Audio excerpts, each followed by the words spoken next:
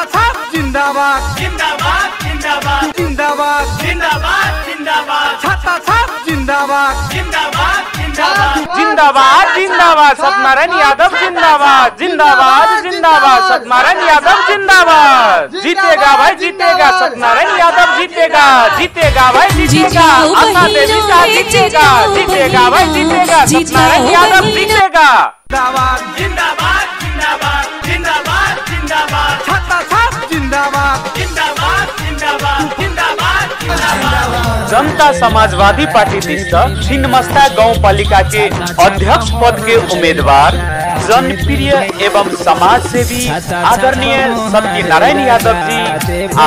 उपाध्यक्ष पद के उम्मीदवार आशा देवी शाह जी एहि बेर के चुनावी मैदान में आगू आले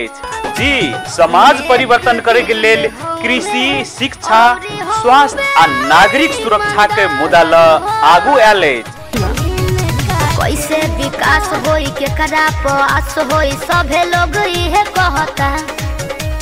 टूटल बनौली हो गहुआ के गली हो टेंशन भइल रहता। के बात कहे तहनी मन नेता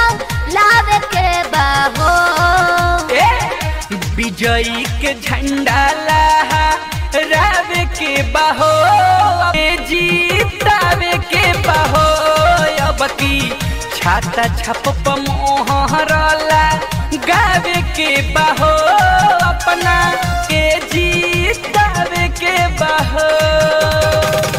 तै दुआरे संपूर्ण दीदी बहिन कक्का काकी दादा दादी आ भैया भौजी आ संपूर्ण जन समुदाय सब विनम्र आग्रह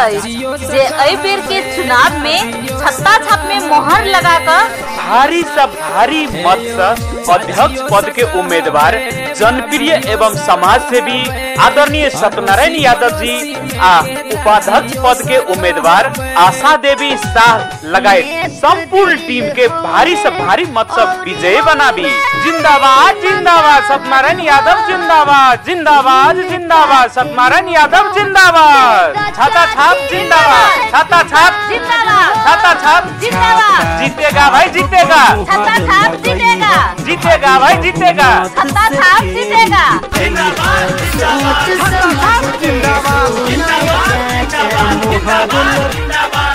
जिंदाबाद जिंदाबाद छाता छाप जिंदाबाद जिंदाबाद जिंदाबाद जिंदाबाद जिंदाबाद जिंदाबाद जिंदाबाद छाता छाप जिंदाबाद जिंदाबाद जिंदाबाद जिंदाबाद जिंदाबाद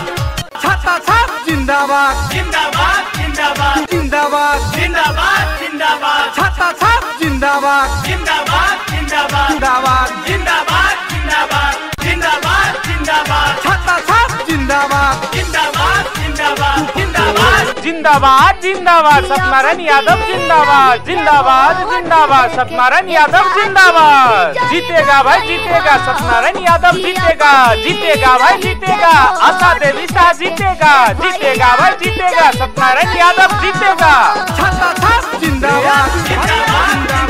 जिंदाबाद जिंदाबाद जिंदाबाद छाता छाप जिंदाबाद जिंदाबाद जिंदाबाद जिंदाबाद जिंदाबाद जिंदाबाद जिंदाबाद जनता समाजवादी पार्टी जिंदाबाद जिंदाबाद जिंदाबाद छाता छाप जिंदाबाद।